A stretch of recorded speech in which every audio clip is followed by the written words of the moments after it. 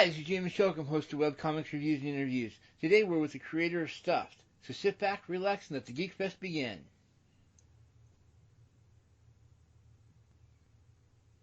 Now it's you. Hi, this is the creator of Stuffed. I'm happy to be here with you today to talk about my comic project. Can you tell us a little bit about that comic project? Well, basically, it came to me about 3 years ago. I wanted to create something that was had more of a classic comic strip feel, like the good old days, 70s, 80s. And I always like the idea of working with a child's imagination because it provides just this expansive, palette where you can explore essentially anything and everything.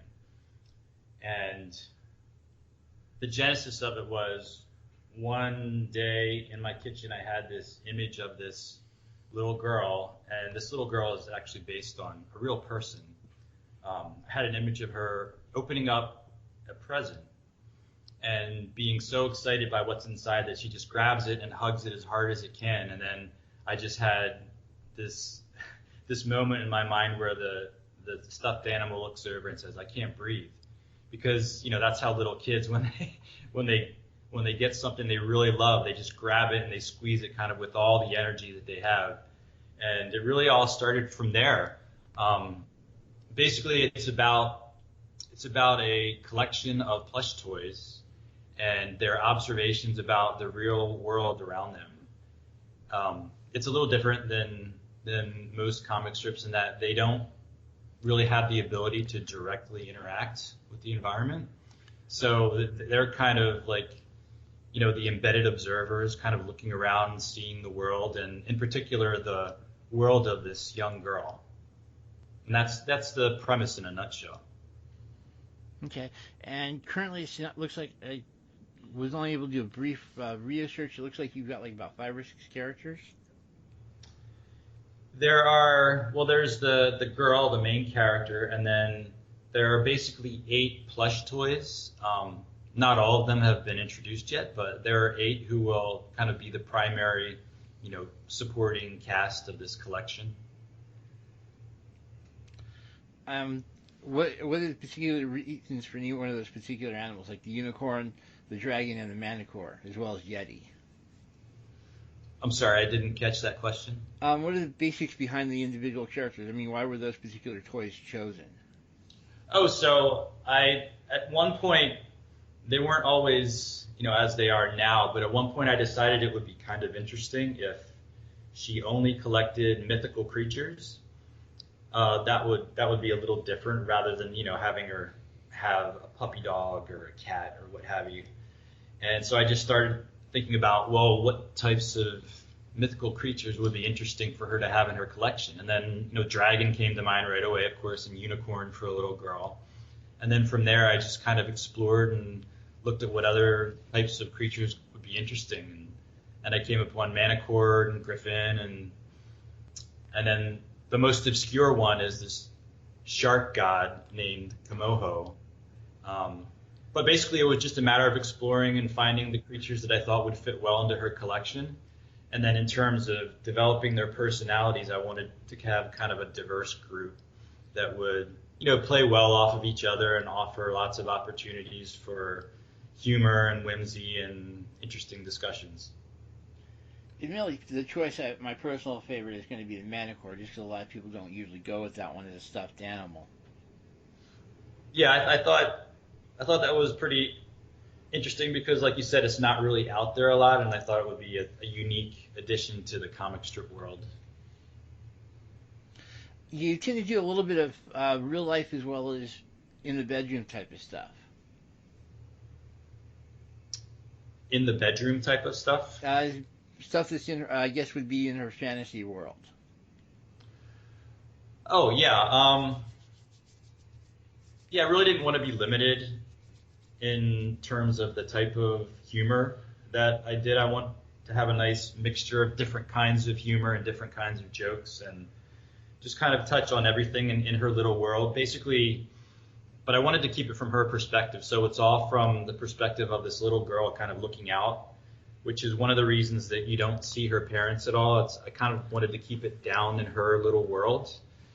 And so, yeah, we do jump in back and forth between reality and her fantasy world, and that will evolve over time. We're still kind of in the introductory period where we're getting to know the characters and establish their relationships. So as we get further along in the story, we'll spend more time in the fantasy world in different areas. Just out of curiosity, what kind of fantasy worlds are you going to basically explore? I mean, you're starting to look like you're doing a almost straightforward fantasy, but with a weird twist to it. Yeah, it'll be kind of that one world will be kind of what you expect from things like dragons and unicorns and manticores, but we'll also branch out into some other tropes that I find interesting. And for right now, I'd like to keep those under wraps, if you don't mind. That's fine. No. Just out of curiosity, why the anonymity with the characters? I mean, instead of most people would actually have names, even the girl is unnamed. Well, she has a name; it just hasn't been revealed yet. And in terms of her stuffed animal collection, she's really young, and she just picked obvious names for them. You know, she said, "Well, you're going to be named Dragon. You're going to be named Unicorn." It was basically her choice and part of her personality to name them those things. I mean, is there a stylistic choice, or is it just simply the character voicing her opinion? Yeah, that's just basically everything I do is driven by the characters. Like whenever I make a decision, I think, well, what would that character do? How would that character behave? What would that person say? And when it came to naming them, knowing the girl as well as I do, I thought, she's just going to call them what they are. She's not really going to come up with these names. So that's why I went with that decision. Okay. You've also got a really nice Sunday comic style. Yeah, like I said, I was looking to kind of return to the classic comic strip feel. So in terms of the daily strips, I've always thought that the focus would be on the writing, simply because you're space constrained. But for the Sundays, I always wanted the focus to be on the art. So I'm always thinking of interesting things to do visually when it comes to Sunday layouts and artwork. Yeah, basically, it feels like you've got a definite. Let's just say it'd be interesting to see a crossover between you and Calvin and Hobbes. Well, I've been influenced by a lot of the classic comics. Like I when I was young, my first loves were Peanuts and Pogo, and County, Far Side, and of course Calvin and Hobbes. So I've kind of, I kind of come from that classic comic strip background, and that's what I enjoy, and that's kind of where my sensibilities lie as a writer. So you're doing the art as well as the writing, right? Yes. What kind of artistic background do you have? Just, I guess, always had an interest in visuals and wanting to draw, and specifically comic strips. I always thought the art form was kind of a unique medium because,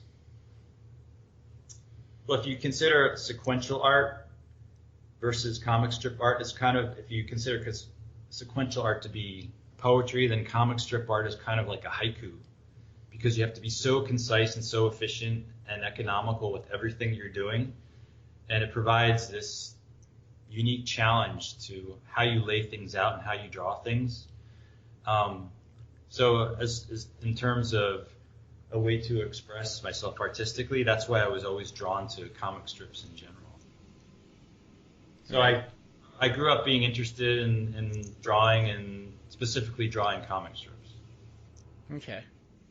Have you taken the actual art classes for it, or just something you learned on your own? Self-taught and some art classes as well. Okay. Just because I'm a writer, what kind of script format do you use? What kind of format? Yeah. Could you read it? Basically, everybody has their own individual type of format. If I'm doing a podcast on my own, for example, I tend to use a bullet list. If I'm doing a comic book, on the other hand, I'll do like a page and a panel type of situation. Then I'll break down the panel by what the people or what happens in the panel, what they say in the captions, and then any sound effects. Oh, sure. I use a pretty basic format. So each strip is broken down by panels. And the first thing I do is describe what's visually happening in the panel.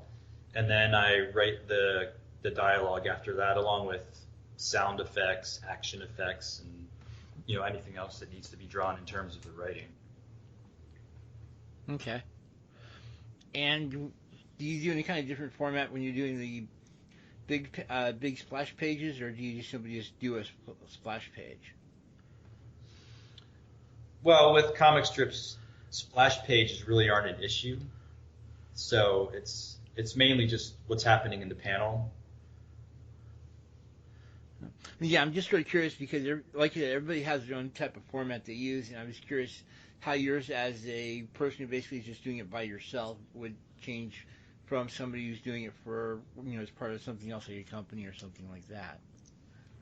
So, I mean, obviously you're not going to be doing the Marvel style. Right. So basically, I put everything into the script that I feel is necessary to communicate the gag effectively and make sure. And I tend to be very visual in my writing, so I make sure that everything, like, if there's a specific expression that has to be a certain way that's crucial for the gag, then I make sure that I write down the expression in detail so that essentially everything that you need to execute the gag to the best of my ability is included in the description. Cool. And do you have any? Are you planning to do a lot of arcs, or just simply more of a one-shot type of deal? Every panel being its own. Well, it is a daily gag format, but I will have some expanded storylines. I've done a couple already, and I'll do more certainly moving forward. There's always a challenge in making sure that you have humor while you're advancing these stories. That some stories don't lend themselves to having, a gag at the end of every comic in the final panel. So storylines are always challenging and making them funny as you move through them. Yep, know that feeling. And what kind of stuff you do with the animation? I noticed you got a little bit of that going on as well. Yeah, that was just more of a fun little addition that I wanted to put out there for the fans. Just take a comic and animate it and give it some dynamic life, and it was basically just something fun for the readers. And I like setting these things to music too, so it's kind of fun editing and finding the right song and syncing up the cues to the action and the animation. I mean, it's nothing sophisticated, as you can see. It's just basically taking the artwork and chopping it up and moving it around a little bit. I've seen a little bit worse. Trust me on that. So basically, overall, you're having a lot of fun doing the writing and the scripting right now. Yeah, I've worked on comic strips before, and overall, I think this is the most fun I've ever had working on one, just because I love this environment and I really understand the characters, and I love their interactions and kind of the dynamic feel between all of them and the push and pull, and I feel like this format has a lot of opportunity for exploration. I mean, when you're working with a young child's imagination, you can literally do anything, go anywhere, tell any story you want to. You're really not limited by anything. And as a writer, one of the things I always try to guard against is getting bored. So I need all these different avenues to explore. And that's one of the reasons that I chose this particular format, so that I don't foresee ever really getting bored with the format and the characters and their world, because I can expand it and explore anywhere I want to, basically. Yeah, especially considering you got the reality and the fantasy going for you. Right. Yeah, one of the things that in a lot of comic strips, it's just the same joke over and over again. I mean, literally, it's the same joke. Like if you have two characters and they have a pretty set dynamic and they're having the same interaction every day and the same joke. I couldn't do something like that. I think I would just go insane. Definitely. I mean, you always want to keep it fresh for yourself. Yeah, not only for the readers, but for myself creatively, because once you're no longer interested in writing it, I mean, it shows, and it shows in the quality of your work. Do you have any kind of character Bible you go with after this? You know, something that has like a lot of different pet poses of the characters and information on the characters. Oh, I'm sorry, I missed the first part of that question. Do you have any kind of character Bible on this on your strip? You know, something that goes with the different poses of the characters, or notes on relationships between the characters, that sort of thing. I haven't written something like that yet, but I mean, I certainly could in the future. I like the idea of kind of showing the character development as it develops. Like the very first strip was basically Dragon arriving in this family, so he's kind of the new person, and he's getting to know the other characters along with the reader. I like taking the readers along a journey with one of the characters in that way. So I thought that was a pretty interesting device for me, at least, a way to introduce the readers at the same time that Dragon is being introduced to this world and its people. Yeah, definitely. Dragon's definitely part of the more interesting interactions, especially when he's foiled off of Unicorn. Yeah, the Dragon and Unicorn, they'll always be kind of the main pair. I mean, you've got that nice cynical versus that idealism going on right there. Right. On one level, Dragon is, personality-wise, Dragon is like a young puppy with infinite energy who's excited for everything, and Unicorn is kind of like the elder cat who's, you know, seen it all and just wants to kind of relax and be left alone. And so you have the, you know, excitable, overexcited puppy dog and the kind of grumpy old cat interaction between the two of them. Yeah, I mean, it's been sort of fun to see Unicorn every so often lower his guard just a little bit and see what happens from there. So. Yeah, one of the dynamics there, and that it isn't explicitly stated, but the idea is that Unicorn was the girl's favorite before Dragon came along, so Unicorn is kind of dealing with the only child syndrome of having to put up with this new sibling all of a sudden, and suddenly she's not the only one getting attention from the girl, and that's essentially why she's kind of been on the grumpy side in the early going of the strip. And yet he's also sort of fun. He's basically coming off as the person who wants to do this, that, and the other thing, or act basically within his trope, but at the same time he keeps getting stymied on it. Yeah, there are lots of opportunities like that to have the characters play off of each other. And that was one of the things I was hoping to create when I considered what would make for interesting personalities in all of these plush toys. You know, how can I create interesting tension and compatibility and incompatibility between all of them to make their interactions fun and funny and whimsical. Okay. And what kind of personality would you say Manticore has? He's smart, he's quick-witted, and he's a fan of kind of the, you know, smart remark. So he's kind of a wise guy. And, I mean, he's friendly, but he's a little full of himself as well. Cool. And of course, he's going to make some interesting interactions with the other two because you've got that a little bit of an arrogance going there with a little bit of the cynicism, the idealism, and of course, just somebody who's a little not quite sure of who he is. Right. And the characters who have yet to be introduced, I think they'll provide a little more interesting dynamics as far as the group is concerned, because we haven't really gotten into Griffin or Minotaur or Kamoho yet. But they'll have some different elements in their personality that I think will make the group even more dynamic. How much of the backing up half a step, how much of the characters' personalities make them more of a splinter of the girl's personality? Well, I think one of the mysteries of the comic that we'll try to keep going is that you're not really sure if these characters are coming from her imagination or if they simply are, right? I mean, are the voices coming from her or the voices coming from the toys? I don't think I make that very explicit purposefully, and I kind of like that mystery. I mean, it affords me some interesting opportunities as a writer. Another one of the mysteries is can she hear them when they're talking? And I try to be careful about giving too much in that regard. So are their personalities coming from her, or are they just coming from the toy themselves? I think that's an unanswered question that I will leave unanswered. You actually did a pretty good job with that. I mean, there's been a lot of times where you're not sure if they actually are having a conversation, not with the girl in question. Right, and that's intentional.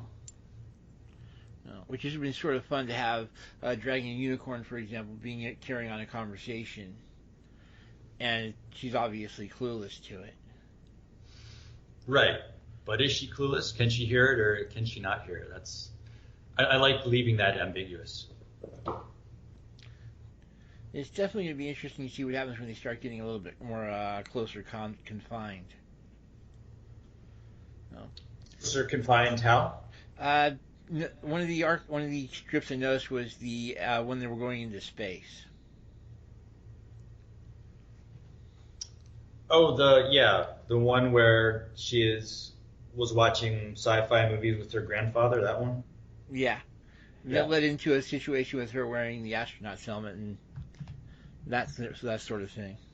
Right. So, like I said, it's coming out to be a very interesting strip, to say the least. Well, I hope so. I mean, I wanted to capture the imagination of readers and have them be interested in this world and exploring with them. And I really just wanted to inject humor and whimsy. I don't feel like there is enough of that in the comic strip world. At least not the kind of whimsy that I enjoy personally. I mean, it's all about, as a writer, it's really all about making yourself laugh and creating situations that you enjoy, that you think are fun and interesting. Right. Yeah, there definitely has been an uptick on the cynicism just a little bit. But I think that's because the comic books are starting to get a little bit older and maturing a little bit. Right. Sorry, it's really hard for me to differentiate between a straight, basically the funny pages type of comics and the stuff you'd see in a comic book. Sure, and there are differences between like your typical comic strip and your typical web comic online. I mean, and I kind of just wanted to do something that was interesting to me, and it's nice for now to be digital in terms that I can just kind of explore anywhere I want to go, and I'm not really limited by space constraints, although I am trying to keep in mind how the strips are laid out, because my ultimate goal is to be in newspapers someday. Right. Have you applied at all yet, or it's just something you just want to do? Yeah, I haven't sent submissions into syndicates yet. I'm still kind of building up my library to kind of I want to get to the point where all of the plush toy characters have been introduced and I've explored their relationships a little bit, and then I'll look at putting together a group of strips that I think best exemplifies the spirit of Stuffed, and then I'll send them out to the syndicates. Yeah. Of course, the obvious word of advice is don't get too comfortable. Just you have to stop preparing at some point, but that's the point you're going to have to figure out on your own. Yeah, I think I'll have a really good idea when I'm ready. I'm not too worried about that. I have submitted to syndicates before, so I know what the mix needs to be like, and I just want to make sure that when I do send in a group of strips that it's my absolute best work. Oh, definitely. I think you'll definitely have some interesting stuff to put in for that. Yeah, I feel like it's it's interesting when you start a project like this. When you start, you have a good idea of what the characters are like and what the project will be like. But as you get further into it and you're writing more and exploring more, then it all kind of crystallizes more and you have a better feel for the world. And eventually you kind of, if you're lucky, you understand the world and you understand better where you want to take it and how you want it to be and how you want the characters to interact. And once you kind of get to that point where you really know the characters and you really know their interactions, then it becomes really fun writing it and thinking of different and interesting situations to put them in. Yep. Just out of curiosity, have you ever heard of a webcomic called Sluggy Freelance? Yes, I do recall that it's been around a while, hasn't it? Yep. I think I took a look at it years ago. I haven't seen it recently, though. I was just curious because in terms of character development, that your strip sort of reminds me of that one. Just because it took like forever to get the characters actually gelled to where the writer was actually happy with it. Yeah, well, I think that's an ongoing process for all writers. I mean, I think just finding the place where you're happy with who they are and how they're interacting and how they're growing, and it can be a long process because really learning characters inside and out takes time. I mean, and with some characters you're not really sure who they are until you start writing them and then putting them out there. Like for example, Yeti, who is one of my favorite characters, I had some trouble forming his personality until I wrote the very first strip. And his first line was something like, "Behold, colorful horned mule, it is I, the enigmatic Yeti."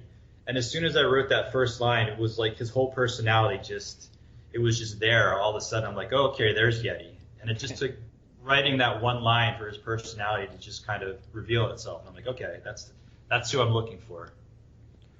Have you had about the same success with the other characters, or have you had you step back and let the character build into it a little bit more? Well, Dragon and Unicorn, they were the first two characters to develop, and they were both pretty obvious to me. I really didn't have to work on them at all. But in terms of the rest of the supporting cast, I had to kind of think about, like Yeti, I struggled with until I wrote his first strip, and then everything kind of fell into place. And then the others, once you know what characters you already have, you want to create characters that will complement the existing ones without repeating anything. So I thought about Manticore and Griffin and Minotaur and just different, characteristics that they could bring to play that would make the group more interesting. And at the same time that I was writing current comics, I was also planning to introduce them. The nice thing about taking your time like that is, you don't have to rush. You can kind of let the personalities reveal themselves as you're developing them. So the only personality I struggled with so far was Yeti, and it was only a struggle, like I said, until I wrote that first comic for him, and then his personality was pretty obvious. Yeah, you can definitely see that complementary concept going on, especially with Manticore, who's sort of a hybrid between, basically because of that sarcasm he's got going for him. He's sort of an interesting. He's got a little bit of idealism from Dragon, but he's also got a little bit of cynicism from Unicorn. So it's sort of interesting. Right. When I develop personalities, one of the things I like to do is I think about what famous actor playing a role would sound right in that personality. And so whenever I'm writing all these scripts, I'm hearing these famous people saying their lines.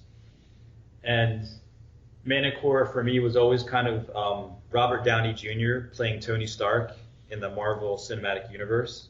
So I think that personality is what comes through Manticore. Cool. Because he's smart, but he's got kind of an edge, and he's kind of sarcastic and kind of the wise guy. Cool. Yeah, and like I said, I definitely love the art style as well. It's just on that really nice edge where it's not too. It's nice and simple, but not too simple. You know what I mean? Yes, exactly. Yeah, I'm really happy with the art right now. I think it could take some time to get to a place where you feel like the art is reflective of the world that you want to create. And I mean, it took me a while, but right now I feel like the art is exactly what I had always envisioned for Stuffed. Cool. And because we do a lot of weird stuff on this podcast, how's the marketing been for Stuffed? So I started on Facebook, and for me, I mean, it seemed like an easy way to get the comic scene, because on Facebook you can kind of find other people who love comics, and in terms of organic growth, it's a good place because, you know, people share your comics and other people will like them, see them, and then they share them. And then I expanded to Webtoons and Instagram and Twitter. Instagram is where I've actually seen the strongest organic growth of anywhere. I mean, initially it was kind of slow over there, but then things really took off. And now Instagram is growing the fastest of any social media platform by far. And it's been kind of the best way for me to share the comic with the world. When I look at, one of the things I love about Instagram is you can kind of scroll down the list of people who are following you and see all the people from all over the world, all different ages and backgrounds. It's really exciting to see so many people, you know, just enjoying your work. I mean, that's really what it's all about as a comics creator. You want to create something that brings people laughter and joy. Yeah, definitely. I mean, like you said, you're definitely doing that. Well, I would hope so. That's the whole reason. And definitely Instagram, I would see, is definitely your strongest marketing tool, just because, like you said, it's a visual-based product when it comes down to it. So. Right. Facebook, it grew pretty fast at first, but it slowed down now, whereas Instagram seems to be the inverse. It seems to be picking up and speeding up, especially over the past couple of months. I've seen huge growth on Instagram. Yeah, a lot of people have noticed that advertising on Facebook tends to plateau after a little while.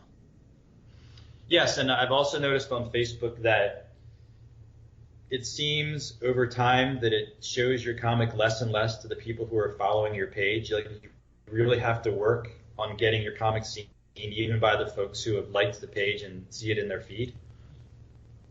So, yeah, I want to see there's other things on that one, because you've got the problem that a lot of people, especially like me, tend to follow a lot of people. Sure. And after a while, you've got so many people and you tend to add on to those numbers of followers and friends over time. Right. So it creates some interesting issues.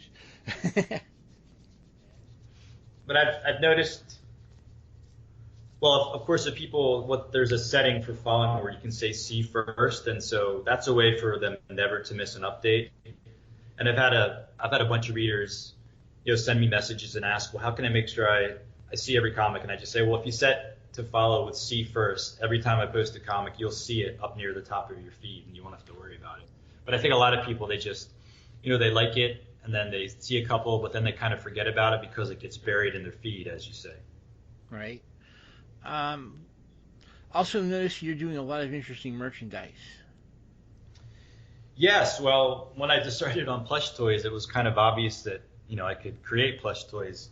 And I wasn't really planning on doing much merchandising at the start, but a couple months in, I had so many requests from readers to have, you know, to buy an actual dragon or unicorn plush toy that I wanted to provide that for them. So I looked at some different resources, and eventually I went with the Beverly Hills Teddy Bear Company, and I think they did a fantastic job of creating dragon, unicorn, and yeti. Yeah, they look like some incredible toys. Yeah, I've actually, I mean, I've seen the prototype, and I've seen the first few to come off the line, and they're really high quality toys. They're soft and excellent material. So I've been really happy with that whole endeavor. I mean, it takes a lot of time. I'm spending lots of time on not only creating the comic, but managing social media and putting the merchandise together. So it can get a bit overwhelming in terms of an enterprise. Oh, definitely. Just out of curiosity, what's the startup cost on the plushies? I know you shouldn't be curious, but Well, you need to place a minimum order first of all in order for them to do a custom job like that for you. So if you want to do one plush toy, and mine aren't huge, Dragon is probably about a foot long and maybe 10 inches high, maybe 8 inches high. So I mean he's a decent size, but he's not huge. And so there's always a prototyping fee, and I think, as I recall, his prototyping fee was like $350, and so that's just to, for them to mock up one and get it to meet all of your specifications. And then their minimum order was 1,000 units, and that cost, I think it was around $7,000. dang. So for just one toy, just one custom toy, you're looking at least $6,000-7,000, depending on who you go with. Yeah. But I wanted to make sure the quality was excellent, so I wanted to make sure that I spent the money to get it done right and well. I didn't want people to get all these plush toys and be disappointed with their quality. Right. No. Yeah. Sorry, I'm used to people doing mostly print-on-demand type stuff, which simplifies a lot of the process. So Right. it was sort of interesting to see somebody actually do something a little bit different. Yeah. Well, another pro of going that way is the profit margin's a little better for me, so I can keep the prices low. I mean, when you use one of these other services, like I've started using Redbubble, I think that's the name of it, Redbubble, to produce, stickers and notebooks and bags. I mean, they take the vast majority of the profit, and I'm only making, few dollars on each sale. So the nice thing about doing it all yourself is you make more profit, but then again, you're doing a lot more of the work as well. Yeah, that's that's why a lot of people tend to prefer the print-on-demand, especially Right. once their comic really starts taking off.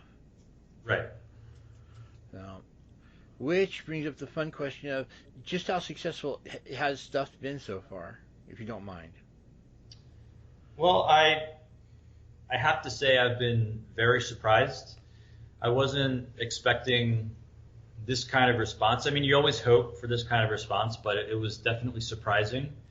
So I launched in August of last year, so we're coming up on 11 months.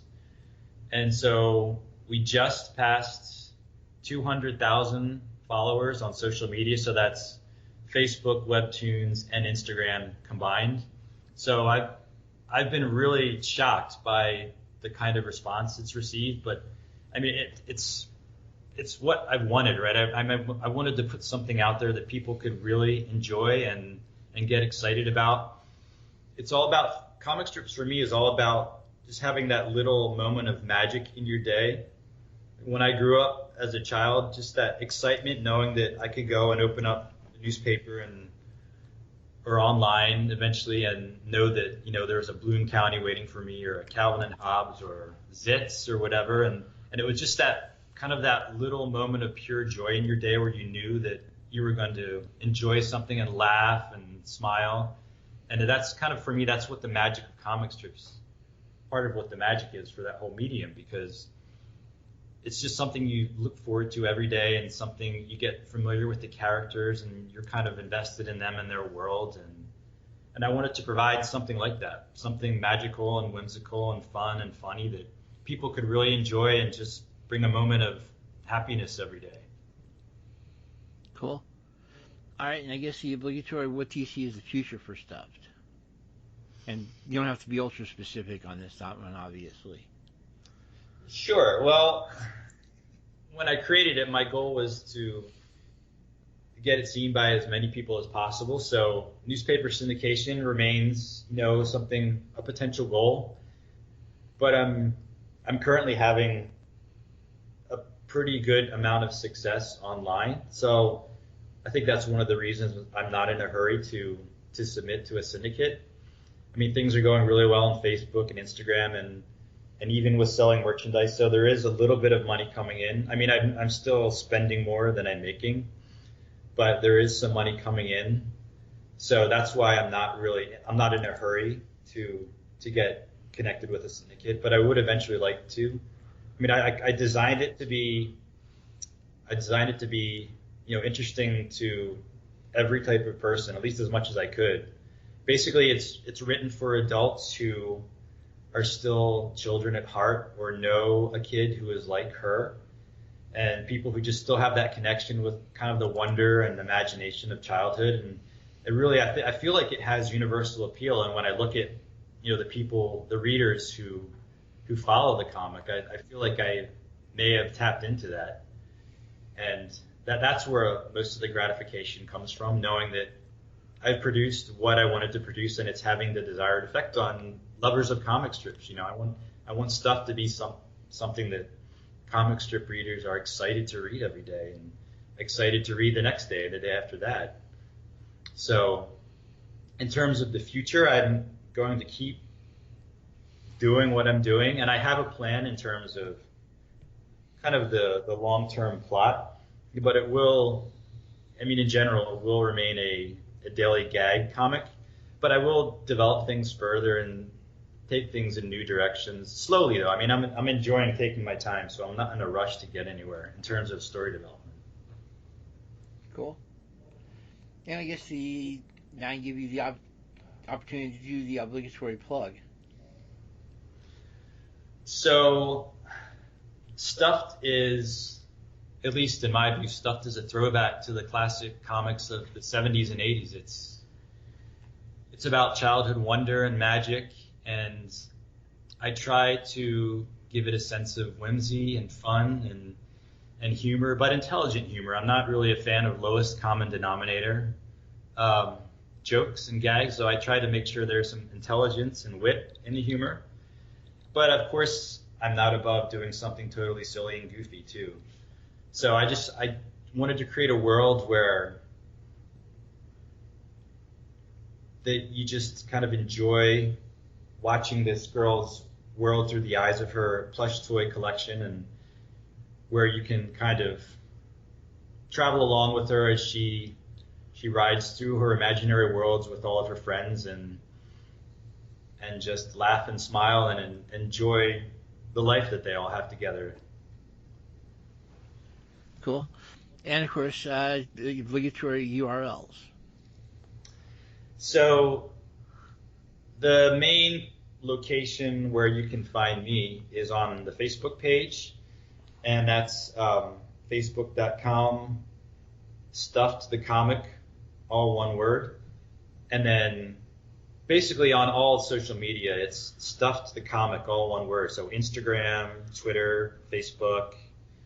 And on Webtoons, if you search on Stuffed, it is usually the first one that comes up in the search results. Okay. And you have a separate merch page? Oh, yes. The online store is stuffedthecomic.com. Excellent. So, all right. I guess that pretty much wraps up. Anything else? Unless you have something extra to say? I don't. It's been really great talking to you, and I enjoy the opportunity to discuss Stuffed. Cool. Obligatory for my plug, obviously, is that if you like the podcast and you want to support it, please go over to patreon.com/twosparrows, TWO, and join up. There's all sorts of tips and tricks for writing and art, as well as other miscellaneous stuff like show notes and other weirdness. So, with that, have a good evening, and I'll talk to you later.